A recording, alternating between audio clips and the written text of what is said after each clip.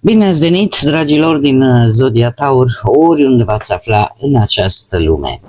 Ca de fiecare dată, sunt încântată să fim din nou împreună la o nouă lectură, de data aceasta pentru următoarea săptămână a lunii iunie, perioada cuprinsă între 15 până pe 21 iunie inclusiv, așa că, dragilor, toți cei care aveți nu doar soarele, ci și luna, Venus sau poate ascendentul în Zodia Taur, această lectură este de asemenea și pentru voi.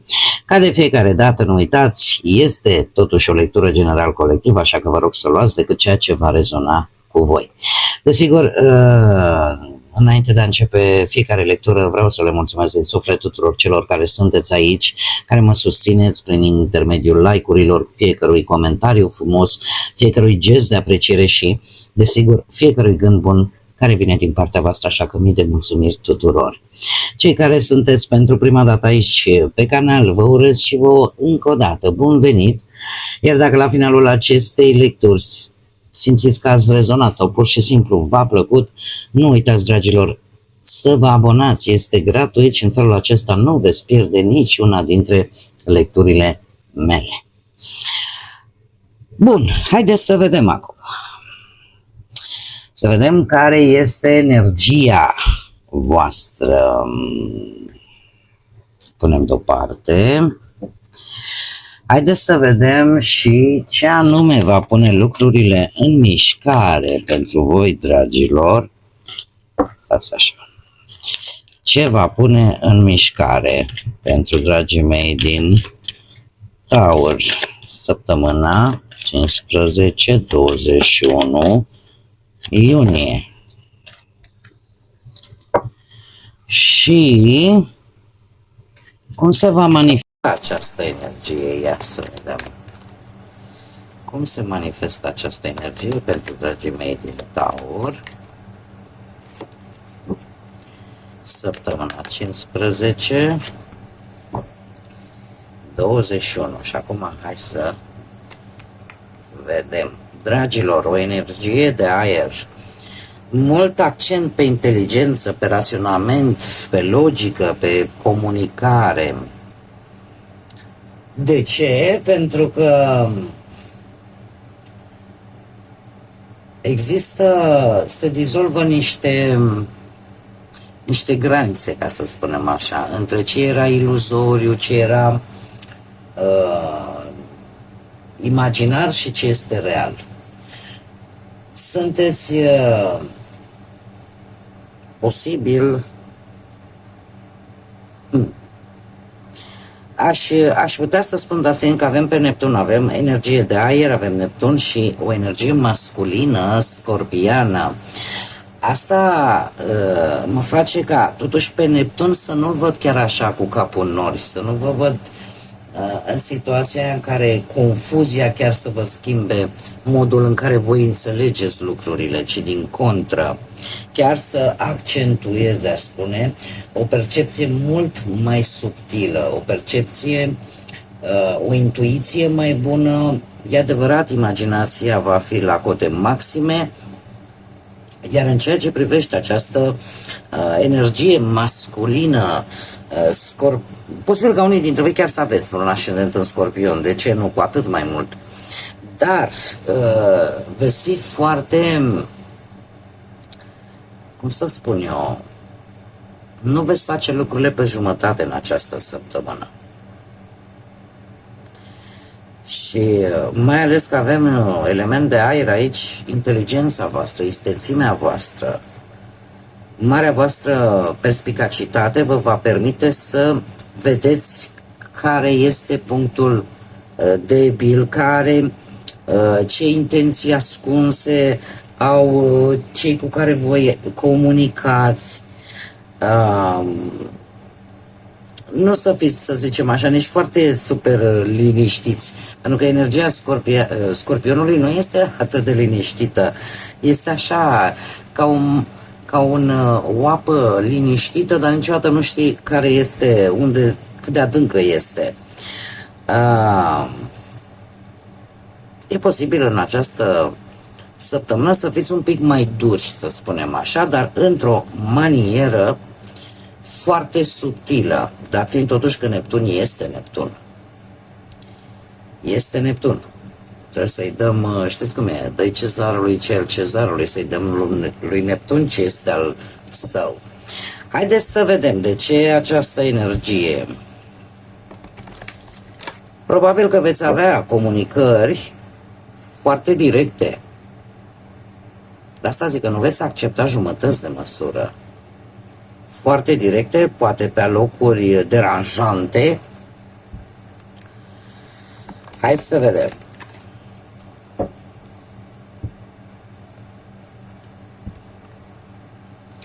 Ce bine pentru dragii mei din Taur în săptămâna 15-21 iunie, atât pe plan profesional, financiar sau sentimental. Mai vedem.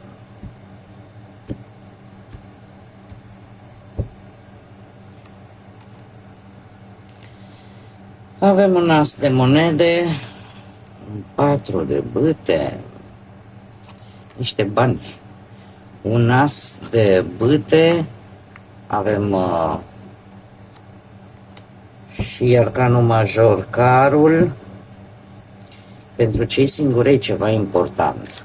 Haideți să le și clarificăm. Clarificăm, te rog, asul de monede pentru dragii mei din Taur, săptămâna 15-21 iunie. Opa! Îi lăsăm așa că s-au întors toate. Clarificăm 4 de bâte. Clarificăm 4 de bâte.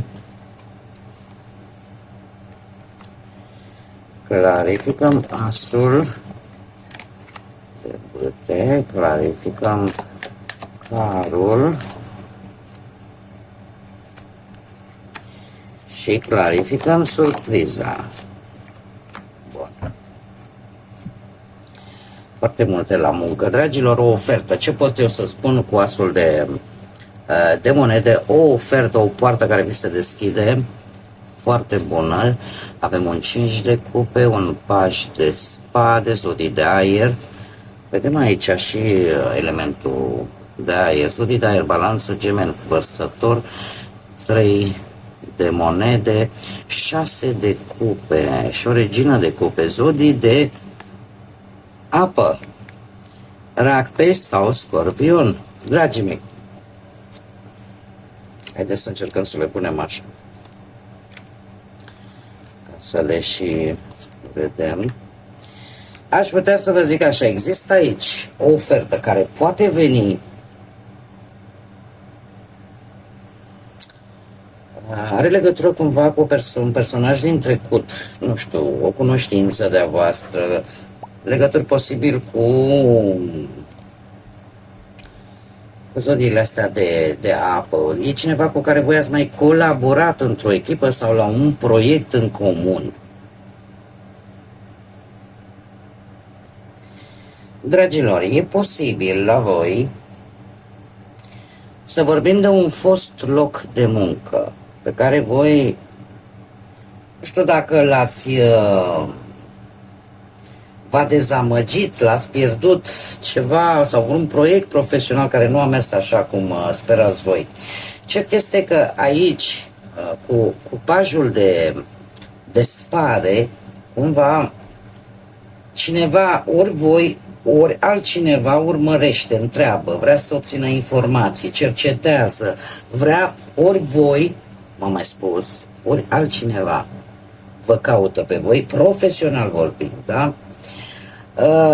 Cum bine am văzut, treiul de monede ne vorbește de un lucru în echipă. Voi ați mai colaborat, ați format o echipă, nu știu, ați avut, cum am mai spus, un proiect în comun.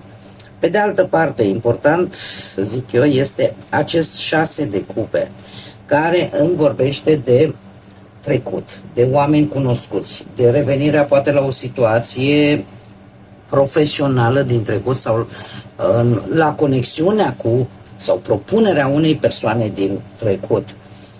Această regină de cupe în această situație se pare că este cineva care ori vă va aborda, aduce acest as de monede, este cineva totuși, aș zice, de încredere și chiar cu bunăvoință.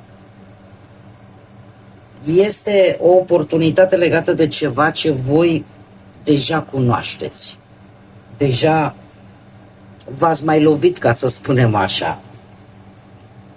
E ori un fost loc de muncă, ori vreun fost coleg, ori un client mai vechi, ori vreun proiect, de ce nu abandonat, care revine, ori că primiți o recomandare. De asta am spus că totuși asul de monede e ca o poartă care vi se deschide, o recomandare venită prin cineva cunoscut.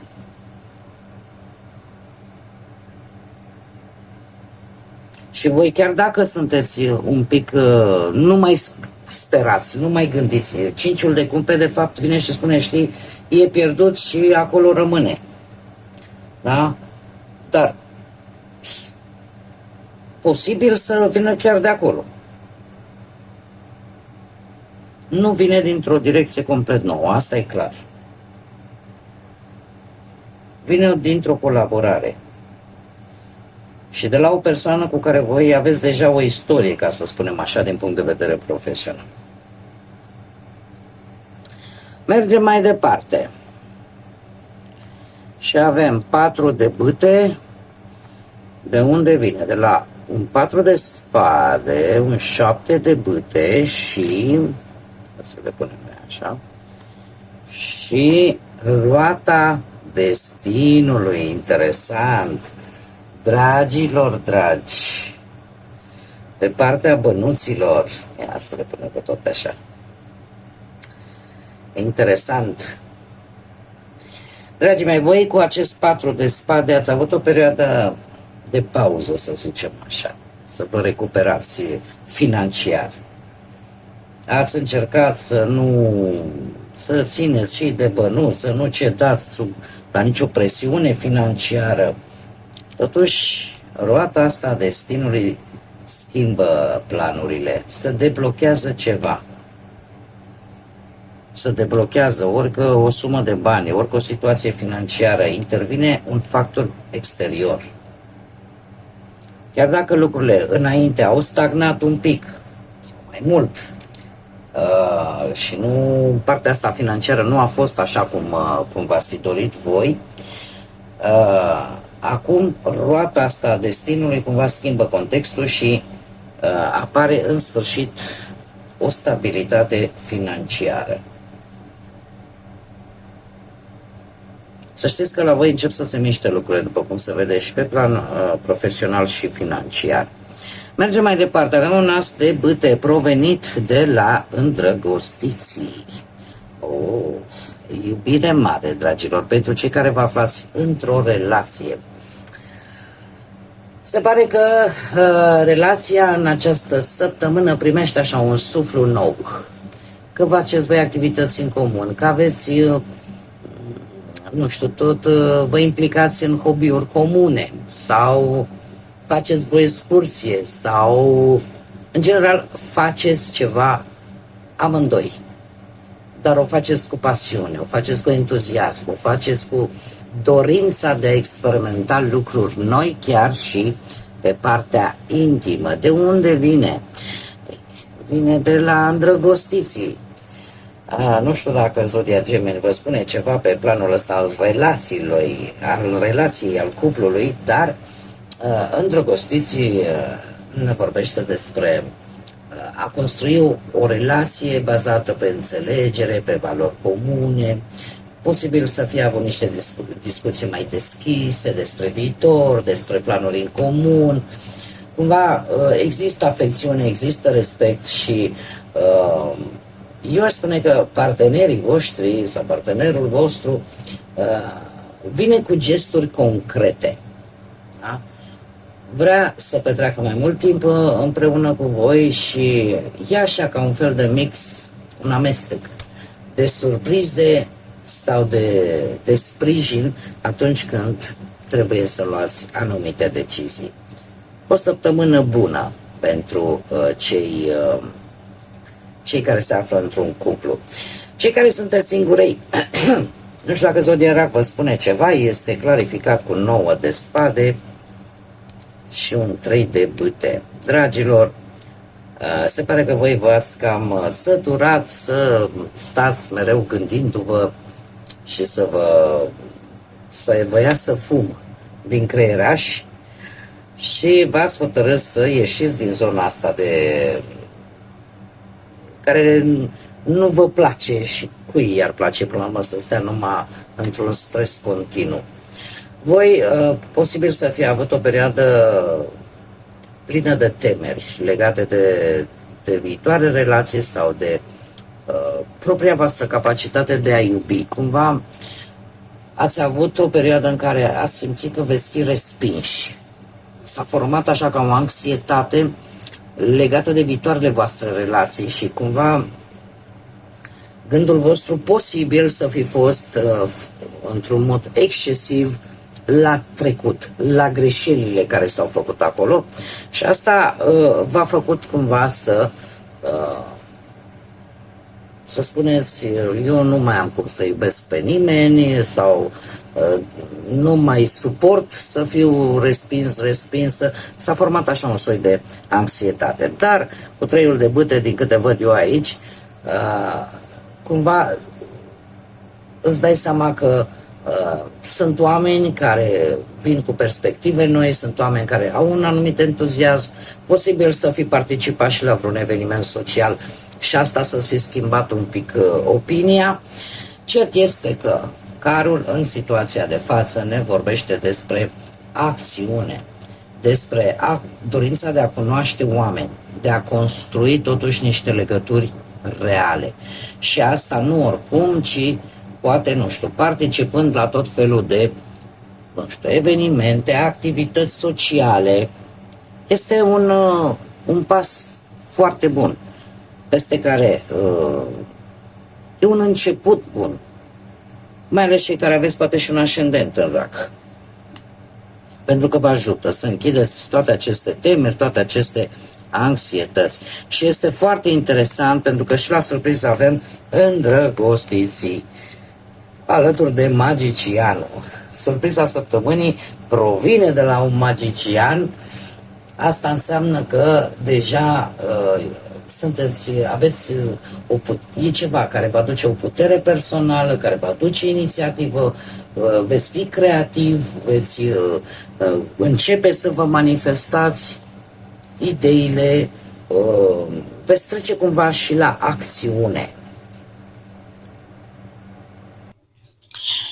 Dragii mei, la partea asta de surpriză ar mai putea să fie și o alegere importantă, care devine posibilă tocmai pentru că cineva va face primul pas, va lua o atitudine, că sunteți voi, că este altcineva și pe de altă parte e posibil ca o colaborare, o conexiune care până acum doar una dintre mai multe posibilități, parcă începe să prindă o formă concretă. Haideți să vedem acum și ce mesaj au îngerii pentru voi, dragilor, din Taur în perioada 15-21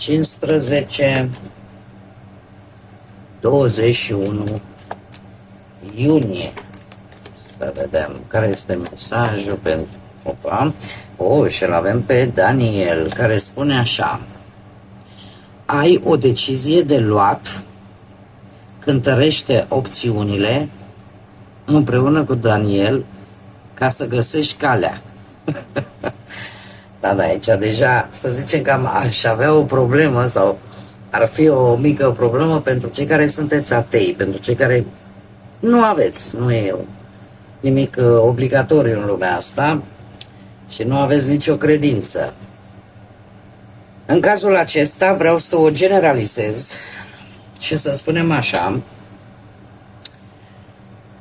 a spune că e vorba despre o alegere importantă. Asta este clar, se vede cam din întreaga lectură.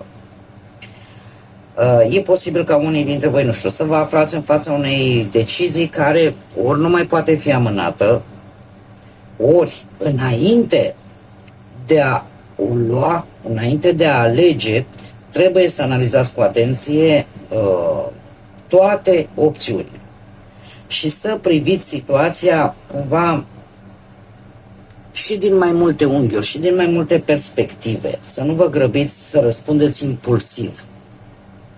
Aici este să vă folosiți această energie de aer, da? De istețime, de inteligență. Răspunsul, cu siguranță, îl veți găsi în interiorul vostru, însă este nevoie de puțină claritate pentru a-l vedea. Acum, chiar dacă, indiferent că veți rezona cu partea asta, cu mesajul ăsta spiritual, creștinesc sau nu, esența lui este cam aceeași. Aveți de făcut o alegere, așa că informați-vă, analizați variantele și, desigur, acordați-vă timpul necesar înainte de a decide. Pentru că această săptămână vă favorizează deciziile luate cu mintea limpede, nu pe grabă sau sub presiunea unor anumite emoții. Bun, dragii mei, cam aceasta a fost lectura pentru voi, pentru această nouă săptămână de iunie. Eu vă mulțumesc ca de fiecare dată că ați fost alături de mine, iar până data viitoare, când ne vom reîntâlni la o nouă lectură, nu uitați, suflete frumoase, să gândiți înalt, să zburați înalt și, desigur, să lăsați ca pacea, liniștea, credința și iubirea să vă însoțească la fiecare pas.